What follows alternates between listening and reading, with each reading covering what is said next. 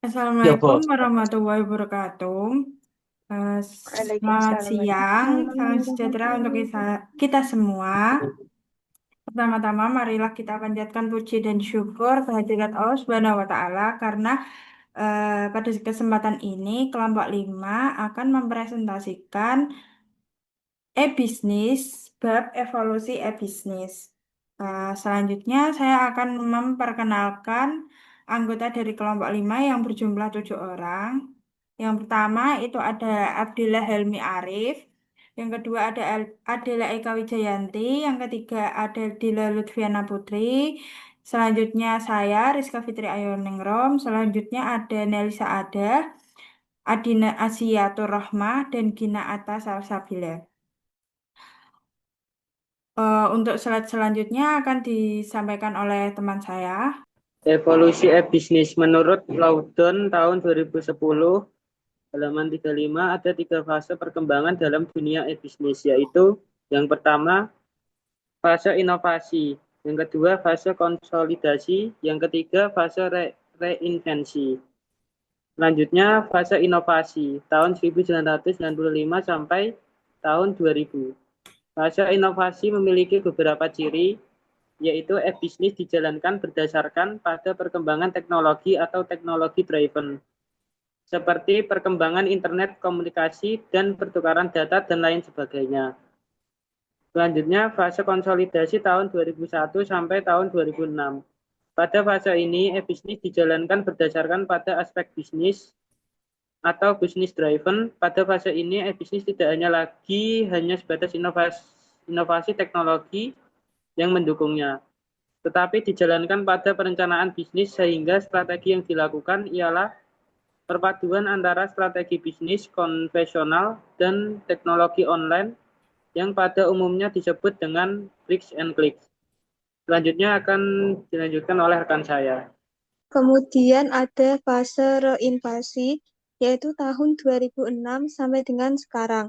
Merupakan fase e-bisnis yang dijalankan berdasarkan pelanggan, audiens, dan komunitas organisasi bisnis. Dengan demikian, para organisasi bisnis mulai memberikan perhatian kepada siapa sebenarnya pelanggan mereka. Jadi, pada fase ini tidak hanya memperhatikan tentang laba, tetapi juga memperhatikan tentang pelanggan dan target pasar mereka. Kemudian ada alasan evolusi. Seiring perkembangan teknologi, bisnis juga ikut berkembang dari bisnis tradisional menjadi e-bisnis. Bahkan e-bisnis juga mengalami evolusi seiring meningkatnya pangsa pasar dan perubahan perilaku konsumen. Alasan terjadinya evolusi ini adalah satu, yaitu sangat berhati-hati, kedua, adanya resiko yang lebih kecil, dan ketiga, benar-benar memberikan value kepada konsumen.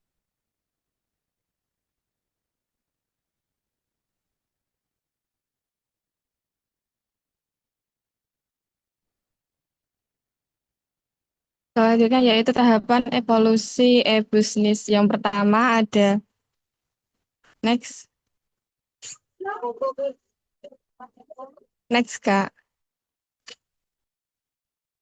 Yang pertama ada channel enhancement, yaitu perusahaan konvensional yang ingin memanfaatkan internet dapat memulai dengan mempergunakan teknologi informasi sebagai kanal tambahan dan alternatif dalam menghubungkan perusahaan dengan pelanggannya.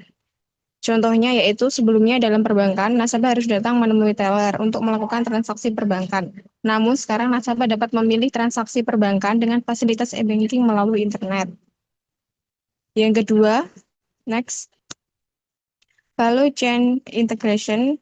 Menurut Michael Porter, value chain merupakan rangkaian proses atau aktivitas perubahan bahan mentah menjadi produk jadi, karena bahan mentah yang dibutuhkan oleh perusahaan pada dasarnya merupakan output atau produk dari rangkaian rantai nilai perusahaan lain sebagai pemasoknya.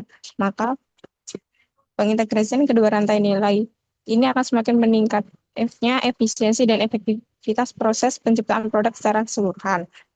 Yang ketiga, industri transformation.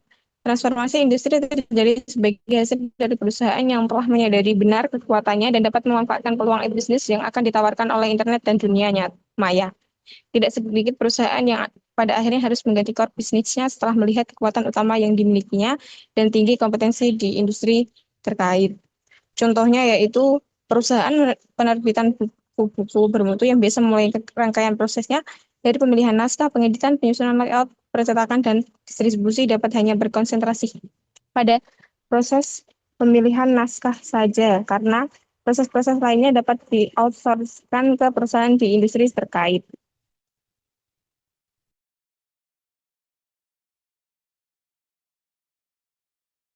Oke, selanjutnya ini ada konvergensi. Konvergensi ini menunjukkan bagaimana berbagai industri dapat saling berkolaborasi dan berkooperasi melalui kemajuan teknologi internet. Nah, dengan adanya internet ini, batasan antara berbagai industri menjadi semakin kabur, sehingga memungkinkan terciptanya produk baru yang tidak mungkin diwujudkan tanpa adanya sinergi dan kerjasama antar perusahaan dari sektor berbeda.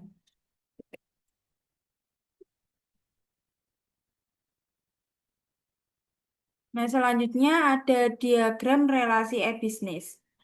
Eh, pada diagram ini menggambarkan berbagai komponen dan pihak dalam dunia e-bisnis saling berinteraksi. Nah, diagram ini menunjukkan hubungan antara perusahaan dengan pelanggan, pemasok, mitra bisnis, dan pihak lainnya yang terlibat dalam proses bisnis elektronik. Berbeda dengan aplikasi bisnis konvensional yang terpisah-pisah, dalam e-bisnis, semua proses ini terintegrasi dalam suatu paradigma proses bisnis yang memungkinkan efisiensi, koordinasi, dan penciptaan nilai secara menyeluruh. Selanjutnya akan dijelaskan oleh teman saya.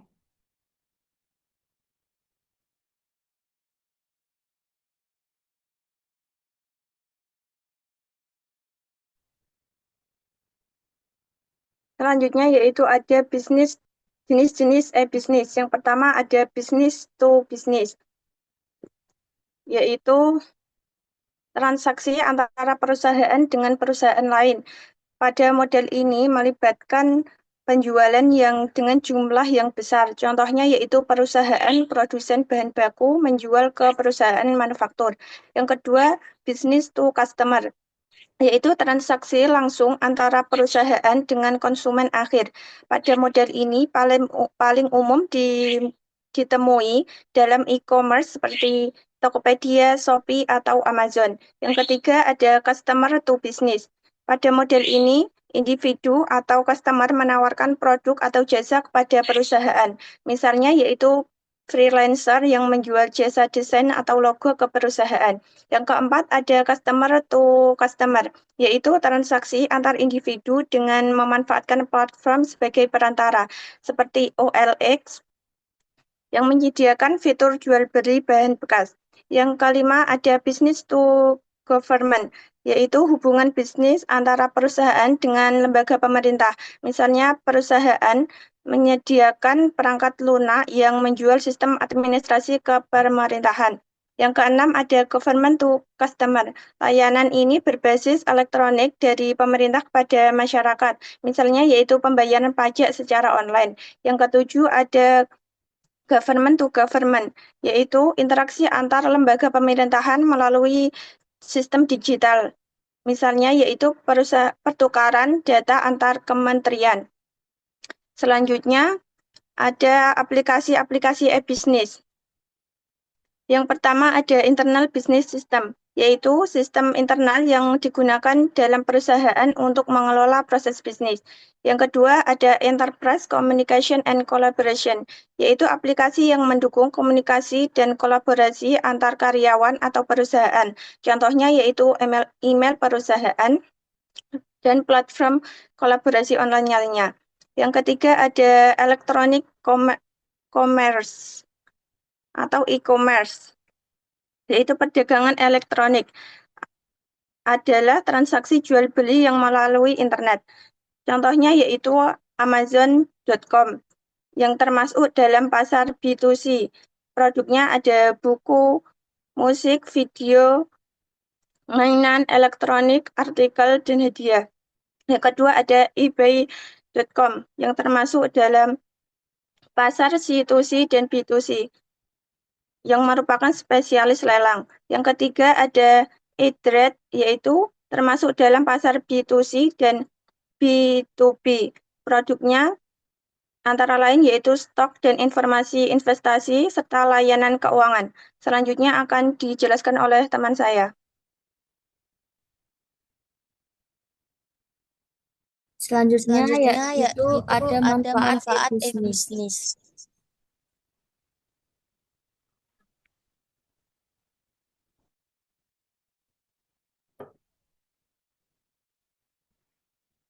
Manfaat e-bisnis ada 4. Yang pertama, bagi perusahaan. Yang kedua, bagi konsumen. Yang ketiga, bagi masyarakat. Yang keempat, bagi dunia akademis.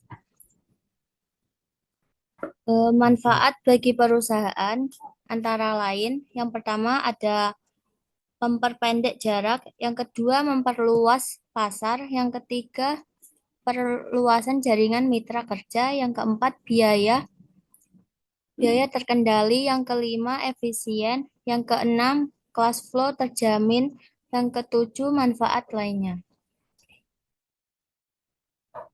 Manfaat yang kedua bagi konsumen, yang pertama ada efektif, yang kedua biaya terkendali, yang ketiga aman secara fisik, yang keempat harga murah, yang kelima fleksibel. Selanjutnya manfaat bagi masyarakat ada peluang kerja baru dan wahana kompetisi.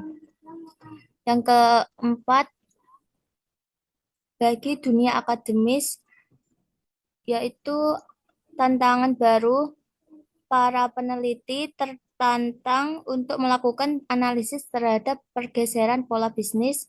Yang terakhir, membuka kerangka baru dalam penjualan jasa pendidikan. Next.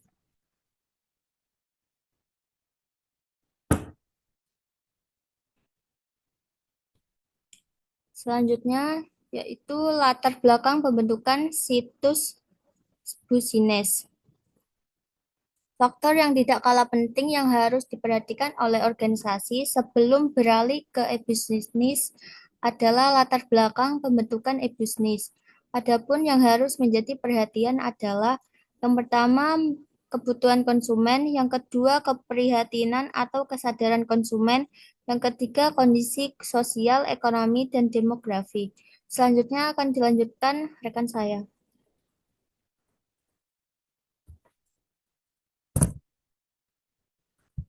Selanjutnya adalah ilusi sekarang atau realitas masa depan. Fenomena perkembangan e-bisnis yang sangat jelas terjadi, namun hal ini tidak membuat para pelaku bisnis tradisional untuk segera beralih ke e-bisnis, karena merasa hal ini bersifat sementara saja, sehingga terlihat seperti ilusi belaka atau memang tidak mengerti bagaimana caranya berkompetisi di era digital saat ini. Next.